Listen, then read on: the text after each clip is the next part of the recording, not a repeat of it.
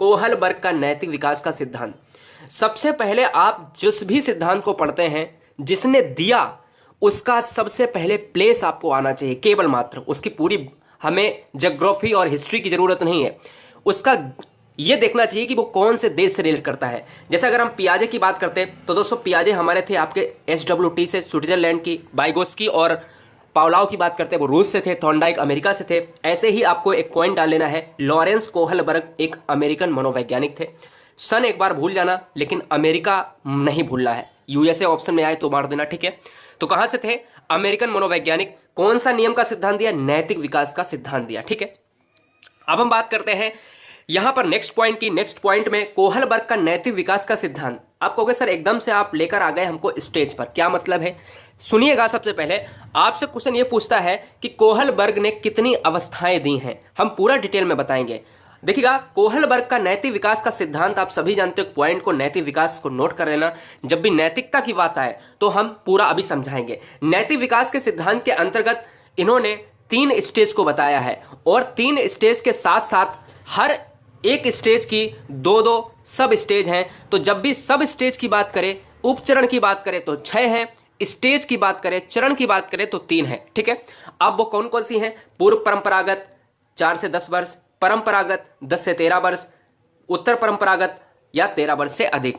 यानी आप pre conventional stage की बात करते हैं तो 4 से 10 साल तक, कन्वेंशनल स्टेज की बात करते हैं 10 से 13 साल, और पोस्ट कन्वेंशनल स्टेज की बात करते हैं तो 13 वर्ष से अधिक, ठीक है। अब मतलब क्या है, नैतिक विकास का सिद्धांत क्या दिया है क्या नहीं। इस नैतिक विकास के सिद्धांत को पढ़ने से पहले आपको सबसे पहले क्या आना चाहिए? सबसे पहले आना चाहिए नैतिकता क्या है। आपसे कई बार क्वेश्चन ये पूछा गया है कि बच्चा जब पृथ्वी पर जन्म लेता है, मां के गर्भ से जन्म लेता है, तो क्या बच्चे के अंदर नैतिकता होती है? तो भैया ये बताइए, बच्चा एक कोरा कागज या बोले कोरा स्लेट होता है, तो बच्चे के अंदर आपसे कई बार क्वेश्चन पूछा गया है मनोविज्ञान की पेडागोजी में, क्या बच्चे के अंदर नैतिकता होती है? तो आपका आंसर होगा नहीं। क्या नैतिकता होती है? नहीं होती है। क्यों नहीं होती है? क्योंकि नैतिक विकास बच्चे में तभी आता है जब वो किसी समाज में रहकर आपस में अन्योन्य क्रिया करता है, या परिवार के साथ क्रिया करता है, या आस पड़ोस के साथ क्रिया करता है, ठीक है। इसके अलावा नैतिक व्यवहार जन्मजात नहीं होता है, मैंने बताया। इसे सामाजिक परिवेश से सीखा या अर्जित किया जा सकता है, समाज के द्वारा, लोगों के द्वारा, आस पड़ोस में बच्चों के द्वारा, घर परिवार में माता पिता के द्वारा नैतिक विकास डेवलप होता है, ठीक है। समझ लेना, मैं पूरे चैनल में लाइक और सब्सक्राइब की बात नहीं, मेरे लिए इंपॉर्टेंट है सिलेक्शन, और आज आप ही की वजह से है नंबर 1, ठीक है। याद रखिएगा, गुरुजी वर्ल्ड परिवार बेहतरीन आपके लिए कार्य करेगा। सर्वप्रथम बालक का अनौपचारिक रूप से अपने आस पड़ोस तथा स्कूल में नैतिक विकास होता है। मतलब क्या है, जब बच्चा बड़ा होता है, धीमे धीमे घर से बाहर पैर निकालता है, और पैर निकालकर क्या करता है, स्कूल जाता है, आस पड़ोस में बच्चों के साथ खेल के मैदान में खेलता है, अपने विचार करता है, वो दूसरे के विचार ग्रहण करता है, तो भैया अब क्या होने लगा है, बच्चा बड़ा हो गया है, नैतिक विकास उसमें आने लगा है, ठीक है। यानी आप क्लियर हो गया कि बच्चा पैदा होता है तो नैतिक विकास नहीं होता है। जब बालक का जन्म होता है तो वह ना नैतिक होता है और ना ही अनैतिक होता है। तो दोनों इंपॉर्टेंट पॉइंट, बेहद इंपॉर्टेंट। बच्चा ना अनैतिक ना नैतिक होता है, वो बीच की कड़ी होता है, बल्कि वह अच्छा व बुरा आचरण समाज से सीखता है। इसलिए कहा जाता है कि विकास की प्रक्रिया वातावरण की महत्वपूर्ण भूमिका होती है। जब तक एटमॉस्फेयर नहीं मिलेगा, जब तक वातावरण नहीं मिलेगा, पर्यावरण नहीं मिलेगा, बच्चों की अन्योन्य क्रिया नहीं होगी, समाज की अन्योन्य क्रिया नहीं होगी, या आस पड़ोस का वातावरण इफेक्ट नहीं करेगा, तब तक नैतिक विकास का संभव नहीं है, ठीक है। अब बात करते हैं कोहलबर्ग की स्टेजेस की बात, कोहलबर्ग के नैतिक सिद्धांत की बात। कोहलबर्ग ने बच्चों के साथ 20 साल तक विशेष प्रकार के साक्षात्कार का प्रयोग करने के बाद यह बताया कि नैतिक विकास के 6 चरण हैं। हमने कहा चरण पूछे तो टिक मार देना आंख बंद करके, 3 या 6, ये डिपेंड करेगा आपके क्वेश्चन के ऊपर। भैया अगर आपसे ये पूछे चरण, तो अगर उसमें 3 ऑप्शन में ना दिया हो तो 6 मार देना। अगर आपसे उपचरण पूछे तो डायरेक्ट आपको क्या मार देना है, 6 मार देना है। जबकि चरण हमने बात करी है, हर चरण की बात करें तो 3 चरण हैं, और एक एक चरण में उनके 2-2 सब स्टेज की बात करी गई है, जो अभी हम बताएंगे, ठीक है। इन 6 चरणों में प्रत्येक चरण नैतिक दुविधा को सुलझाने में अपने पूर्व चरण से अधिक परिपूर्ण है। अभी हम आपके दिमाग में क्लियर करते हैं। बालकों में चरित्र निर्माण या नैतिक विकास के संदर्भ में लॉरेंस कोहलबर्ग ने अपने अनुसंधान के आधार पर यह निष्कर्ष निकाला कि बालकों में नैतिकता या चरित्र के विकास की कुछ निश्चित एवं सार्वभौमिक अवस्थाएं पाई जाती हैं। जैसे जैसे बच्चा बड़ा होता है, कोहलबर्ग ने यह ज्ञात किया कि कहीं ना कहीं बच्चे का नैतिक विकास, मोरल वैल्यूज कैसे कैसे उसमें जो है ये डेवलप होता है, क्या निष्कर्ष निकाला है, क्या चरित्र में डेवलपमेंट होता है, ये सारी परिभाषाएं उन्होंने 3 चरण में और एज के हिसाब से, मोस्ट पॉइंट है, एज के हिसाब से देखा कि बच्चे में क्या परिवर्तन हो रहा है। ठीक है, तो बच्चा न तो अनैतिक होता है न नैतिक होता है। अब हम बात करेंगे एक एक स्टेज की। अब हमें लगता है कि आपकी जो जड़ है ना कोहलबर्ग की, वो बिल्कुल मजबूत हो चुकी है। अब जरा देखिएगा, हमने स्टार्टिंग में ही आपको बताया कि कोहलबर्ग ने कितनी अवस्थाएं दी हैं। आप कहोगे सर 3। पूर्व नैतिक अवस्था यानी प्री मोरल लेवल, परंपरागत नैतिक अवस्था यानी कन्वेंशनल मोरल लेवल, आत्म अंगीकृत नैतिक मूल्य स्तर को ही हमने ऊपर बताया है उत्तर परंपरागत अवस्था, यानी इसको हम उत्तर परंपरागत अवस्था भी कहते हैं या आप पश्चिम परंपरागत अवस्था भी कहते हैं। ठीक है, जो ऊपर हमने सबसे ऊपर लिखाया है, तो वहां पर बिल्कुल आपको अगर कंफ्यूज लग रहा है तो इसको हटा के क्या लिख लो, उत्तर परंपरागत अवस्था, पोस्ट लिख लेना। ठीक है, पोस्ट कन्वेंशनल एज। अब हम बात करते हैं सर इस एज की बात करते हैं तो हेडिंग डालिएगा पूर्व नैतिक अवस्था यानी पूर्व नैतिक स्तर यानी प्री मोरल लेवल। अब मतलब क्या है जरा समझिएगा, 1 मिनट में समझाता हूं। प्री नैतिक स्तर की बात में एक चीज आती है, इसमें डायरेक्ट क्वेश्चन ये बनता है कि कोहलबर्ग के पूर्व नैतिक स्तर की एज क्या है। तो आपकी जब एज पूछे तो 4 से 10 साल के लिए बच्चों के लिए ये एज होती है। ठीक है, 4 से 10 साल के लिए ये एज होती है। अब हम बात करेंगे, ये एक स्तर है, तो जब एक स्तर है तो इसमें 2 चरण की बात करी होगी, 2 सब स्टेज की बात करी होगी। तो पहला क्या है जरा याद रखिएगा, हम यहां पर पहले बता देते हैं। पहला क्या है, आज्ञा एवं दंड की अवस्था, इसको कहते हैं stage of order and punishment. दूसरा है अहंकार की अवस्था, स्टेज ऑफ ईगो। अब मतलब क्या है, इस 4 से 10 साल के अंदर बच्चा करता क्या है कोहलबर्ग के अकॉर्डिंग, सुनिएगा। पहली सब स्टेज के बारे में हम आपको बताना चाहेंगे कि आज्ञा व दंड की अवस्था। कम आयु व अपरिक्व, यानी अगर हम बताएं कि परिपक्व नहीं है बच्चा, डेवलप नहीं है बच्चा, छोटा बच्चा होता है 4 से 10 साल का, बच्चा क्या करता है, अगर बच्चे को आप पुरस्कार दोगे तो वो अच्छा काम करेगा, तो वो आज्ञा का पालन करेगा और वो आगे भी अच्छा काम करता जाएगा। अगर आप पुरस्कार देते रहोगे और पुरस्कार की कामना करता जाएगा और अच्छा काम करता जाएगा। जैसे ही आप वो गलत काम करता है और आप उसको दंड देते हो तो बच्चा कार्य नहीं करेगा और दंड से क्या करेगा, डरेगा। ठीक है, तो उसको पता हो जाएगा कि कौन अच्छा काम है और किससे हमें पुरस्कार मिल रहा है, कौन अच्छा हमारे लिए है और कौन हमारे लिए बुरा है। तो दंड वाला काम वो नहीं करेगा, आज्ञा का काम करेगा अगर आप पुरस्कार दोगे। कम आयु व अपरिपक्व होने के कारण बच्चा डरता है कि काम किया जाए या ना किया जाए। अच्छा करेगा तो अच्छा फल भैया और बुरा करेगा तो बुरा फल भैया, तो इसलिए वो बुरा के लिए दंडित होता है। जब बच्चे से आपसे जब क्वेश्चन पूछा जाए कि बच्चा आज्ञा व दंड की अवस्था किससे रिलेट करता है, बच्चे की आज्ञा व दंड की अवस्था किससे रिलेट करती है, तो वो आंसर होगा आपका पूर्व नैतिक स्तर। ठीक है, अब बात करते हैं, परिवार के सदस्य बच्चे को कार्य करने का आदेश देते हैं, उस कार्य को ना किया जाने पर बच्चे हमेशा दंडित होते हैं। यानी अगर दंड देना है तो भैया बच्चा कुछ गलत करेगा, बच्चा जब कुछ गलत करेगा तो भैया दंडित होगा कि नहीं होगा, तो इसलिए दोबारा बच्चा इसको रिपीट नहीं करेगा। और अगर आज्ञा की बात करेगा तो वो दोबारा रिपीट करेगा। समझ रहे ना, मैं 3-4 बार इसको दोहरा चुका हूं, अब आपको समझ में आ गया होगा। नेक्स्ट क्वेश्चन की बात करते हैं, अहंकार की अवस्था। अब यह अहंकार की अवस्था क्या है, इसी की सब स्टेज है पूर्व नैतिक स्तर की, यानी पूर्व परंपरागत अवस्था की। इसको हम कहते हैं भैया, किसको, अहंकार की अवस्था, यानी हम कहते हैं ईगो। अब ईगो का मतलब क्या है, अब देखिएगा, जैसे जैसे बच्चे की आयु बढ़ती है वह परिपक्व हो जाता है। ठीक है, थोड़ा सा बड़ा हुआ, परिपक्व होने लगता है। हाँ, ये मानता हूं पूरी तरीके से नहीं हुआ, लेकिन कुछ तो समझ आ गई होगी।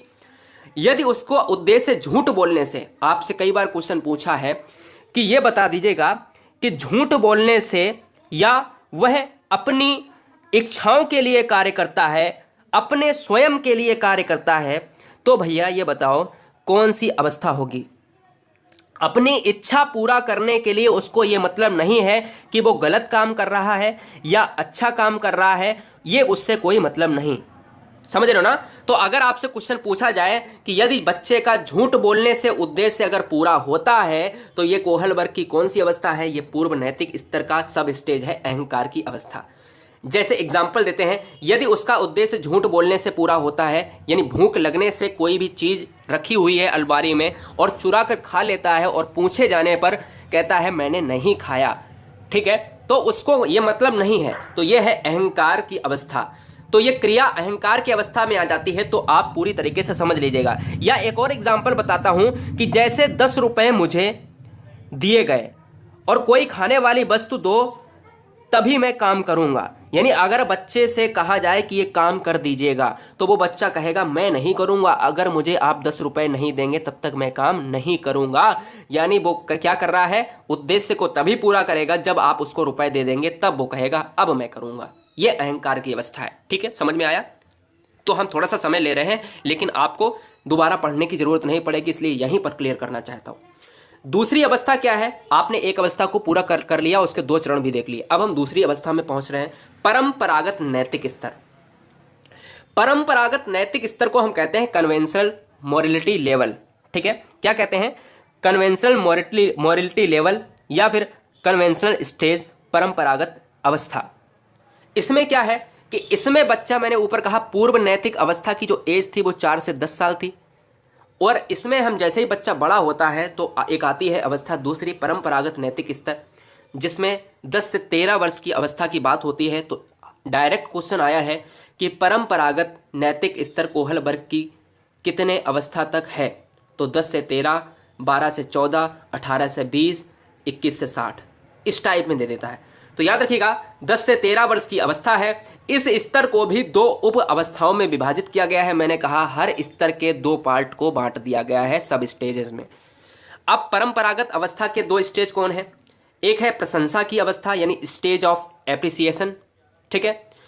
दूसरा है सामाजिक अवस्था के प्रति सम्मान की अवस्था, stage of respect for social system, यानी प्रशंसा की अवस्था और सामाजिक व्यवस्था के प्रति सम्मान की अवस्था। अब मतलब क्या है इसको जरा समझ लेते हैं। सबसे पहले हम सब स्टेज की बात करते हैं, प्रशंसा की अवस्था। अब हम जरा ध्यान दीजिएगा, यहां पर कह रहा है कि स्टेज ऑफ एप्रिसिएशन की बात कर रहा है। इस अवस्था में बच्चा, भाई मैं किसकी बात कर रहा हूं, मैं बात कर रहा हूं 10 से 13 साल की उम्र की बात कर रहा हूं, ध्यान है कि नहीं। मैं परंपरागत नैतिक स्तर की हम पहली सब स्टेज पढ़ रहे हैं, 10 से 13 साल की बात कर रहा हूं। इस अवस्था में लिखा है प्रशंसा की अवस्था। अब कोहलबर्ग क्या कहते हैं सुनना, इसमें बच्चे 2 सब स्टेज में जाते हैं और क्या कहते हैं कि अगर बच्चे को लगेगा कि यह काम प्रशंसा करने वाला है तो वह दोबारा करेगा उस काम को और इच्छा करेगा कि लोगों के द्वारा वो प्रशंसनीय हो और लोग उसकी क्या करें, हमेशा तारीफ करें। ठीक है, बच्चा इस 10 से 13 साल की एज में यही अभिलाषा दूसरे से करता है कि मैं ऐसा काम करूं जिससे लोग हमारी क्या करें, तारीफ या प्रशंसा करें, अप्रिसिएशन करें। ठीक है, इस अवस्था में बच्चा जो भी करता है वह दूसरे लोगों के लिए करता है जिससे वह प्रशंसा करें, उसको अच्छा लगना चाहिए, स्वयं अनुभूति होनी चाहिए, सुखद अनुभूति। ठीक है, तो आपसे अगर क्वेश्चन पूछे प्रशंसा की अवस्था किस स्टेज में आती है, तो परंपरागत नैतिक स्तर में आती है, एज है 10 से 13 साल। दूसरी ओर समाज के सदस्य बच्चों से विशेष अपेक्षाएं करने लगते हैं तो समाज से उन्हें स्वीकृति मिलने लगती है। इस अवस्था में बच्चे उन्हीं व्यवहारों को उचित व नैतिक मानते हैं जिनके लिए वे परिवार, स्कूल, पड़ोस, मित्र मंडली से प्रशंसा प्राप्त करते हैं। तो भैया अब याद रखना है कि यहां से समाज के सदस्य उन पर भरोसा भी करने लगते हैं और उनको लगता भी है कि ये बच्चा अब कहीं ना कहीं चीजें संभाल सकता है। ठीक है, तो याद रखना है परिवार हो, स्कूल हो, पड़ोस हो, मित्र हो, इन सभी से प्रशंसा बच्चा प्राप्त करने की कोशिश करता है और सफल भी होता है, और भैया समाज के लिए बेहतरीन कार्य भी करता है। यानी एक वर्ड पकड़ना है प्रशंसा, तो वो हमारा किससे रिलेट कर जाएगा, तो वो हमारा हो जाएगा भैया परंपरागत नैतिक स्तर से। नेक्स्ट पॉइंट है कि इस प्रकार हम कह सकते हैं कि इस अवस्था में बच्चे के चिंतन का स्वरूप समाज और उसके परिवेश से निर्धारित होता है। बच्चा समाज के प्रति अपना कार्य का बंटवारा भी स्टार्ट करता है और दूसरे लोगों से चाहता है कि वो मेरी प्रशंसा करें। बस ये हमारा देसी भाषा में एक वर्ड याद रख लेना, ठीक है। दूसरी स्टेज क्या है परंपरागत की, खूब आपने सुनी होगी हाइनाइज की थ्योरी, मैं वो नहीं सुनाना चाहता, है ना, किसने दबा चुराई क्या नहीं, लेकिन बस मैं आपको मेन मुद्दे की बात बता रहा हूं। दूसरा हमारा स्टेज है सामाजिक व्यवस्था के सम्मान की अवस्था। सामाजिक व्यवस्था के सम्मान की अवस्था यानी stage respect for social system. अब समाज के बारे में आप खुद ही एक वर्ड पकड़ लो कि सामाजिक से रिलेट करता है, सामाजिकता से रिलेट करता है। सामाजिकता से रिलेट करेगा तो दोस्तों हमारा राइट आंसर क्या हो जाएगा, नैतिक विकास की उप अवस्था अत्यंत महत्वपूर्ण मानी जाती है। यह समझ लेना मेरी बात, परंपरागत में एक पॉइंट आया है नैतिक विकास। नैतिक विकास की यह उप अवस्था है और यह सबसे महत्वपूर्ण है, इंपॉर्टेंट है। कोहल वर्ग के अनुसार समाज के ज्यादातर सदस्य नैतिक विकास की इस अवस्था तक पहुंच जाती है, यानी यह नैतिक विकास का स्टार्टिंग का चरण है, ठीक है, स्टार्टिंग का यह चरण है और यह चाहता है कि बच्चे में नैतिकता को डेवलप किया जाए। तो नैतिक कहां से आ रही है, कौन से सिद्धांत से आ रही है, कौन से चरण से आ रही है, वो कोहल वर्ग के परंपरागत नैतिक स्तर 10 से 13 वर्ष की एज में आ रही है। इस अवस्था में प्रवेश से पहले बालक समाज को केवल इसलिए महत्वपूर्ण मानता है कि वह उसकी प्रशंसा करता है। नॉर्मल सी बात है, आप सिंपली बात करते हो क्योंकि हमने अभी पहले की बात कर रहा है तो हम उसमें प्रशंसा की बात कर चुके हैं। अब वह समाज को स्वयं एक लक्ष्य मानने लगता है, यानी अब समाज ही सर्वोपरि है, उसके नियम क्या है, कानून क्या है, कायदे क्या है, उसको समझने की वो कोशिश करता है, ठीक है। ये पॉइंट आपको याद रखने हैं।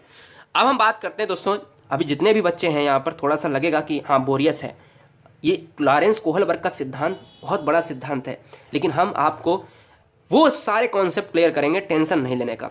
अब हम बात करेंगे, 2 स्टेज आपने खत्म कर ली, लास्ट स्टेज की बात करने वाले हैं, वो देखिएगा। वीडियो पसंद आ रहा है ना तो बस केवल आप वॉच करिएगा, पूरा वॉच कर लीजिए, मजा आ जाने वाला है और मैं ये देखूंगा कि लास्ट में कितने लोगों ने यहाँ पर किया है, ठीक है ना, बहुत बढ़िया। तो दोस्तों इस सिद्धांत यानी कोहल वर्ग के सिद्धांत का अंतिम जो है चरण है उत्तर परंपरागत अवस्था यानी पोस्ट कन्वेंशनल स्टेज। तो देखिएगा यहां पर भी 2 हमारे सब स्टेजेस की बात करी गई है। पहला है समाज के साथ संबंध और दूसरा है सार्वभौमिक संबंध। अब इसका मतलब क्या है जरा ध्यान दीजिएगा, कहता है कि समाज के साथ संबंध यानी आप वह काम ना करें, यानी बच्चा वह काम नहीं करना चाहता है और वह काम से डरता है जिससे समाज के साथ उसका समझौता टूटे। तो बस याद रखिएगा, कोई भी बालक इस अवस्था में समाज लिख लेना, यहां पर समाज के प्रति अच्छा कार्य करता है, वह नहीं चाहता कि समाज के साथ उसका समझौता टूटे। इस अवस्था में बालक समाज के साथ समझौता करता है और कहीं ना कहीं समाज के साथ संपर्क बनाता है। कैसा, बहुत प्रगाढ़ और मजबूत संपर्क बनाने की कोशिश करता है, जिससे वह चाहता है कि समाज के साथ हमारा संबंध ना टूटे। सामाजिक नियमों का पालन, क्वेश्चन आए कि सामाजिक नियमों का पालन कब करता है बच्चा, तो याद रखना है उत्तर परंपरागत अवस्था में करता है, ठीक है। इस अवस्था में वह समझने लगता है कि यदि समाज में सहमति है, सामाजिक नियम को बदला भी जा सकता है और वह समझ जाता है कि सामाजिक नियम निश्चित नहीं होते हैं, समाज में कुछ नियम बदले भी जा सकते हैं और कुछ नियम उनमें सुधारा भी जा सकता है, ठीक है। नेक्स्ट हमारी सब स्टेज है कि सार्वभौमिक संबंध। सार्वभौमिक संबंध में क्या है कि इस अवस्था में बालक विवेक का प्रयोग करता है, अपने विवेक का प्रयोग करता है और जैसे जैसे बच्चा बड़ा होता है तो कुछ नियम अपने आप से बनाता है जो समाज के लिए अच्छा है और वह देखता है कि समाज में क्या अच्छा क्या खराब है, खराब चीजों को वो निकालता है। यानी जब आपसे क्वेश्चन ये पूछे कि समाज के प्रति बच्चा कब नैतिकता के बारे में प्रगाढ़ संबंध बनाता है, या वो अपने नियम को बनाता है, या वो अपने यह समझने में सक्षम हो जाता है कि समाज के लिए क्या अच्छा क्या सही नहीं है, क्या सकारात्मक क्या नकारात्मक है, तो यह हमारी उत्तर परंपरागत अवस्था की सब स्टेज सार्वभौमिक संबंध में जाएगी, ठीक है।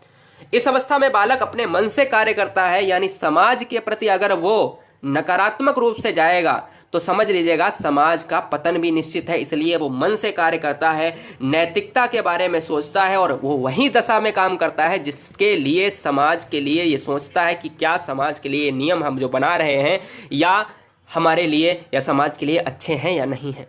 ठीक है, तो दोस्तों याद रखना है कि समाज की बात आए, नैतिकता की बात आए तो वो उत्तर परंपरागत अवस्था में जाता है। तो दोस्तों हम आशा करते हैं कि बहुत मेहनत लगाई है समझाने में, समय जरूर लिया है, लेकिन भूलोगे नहीं आप।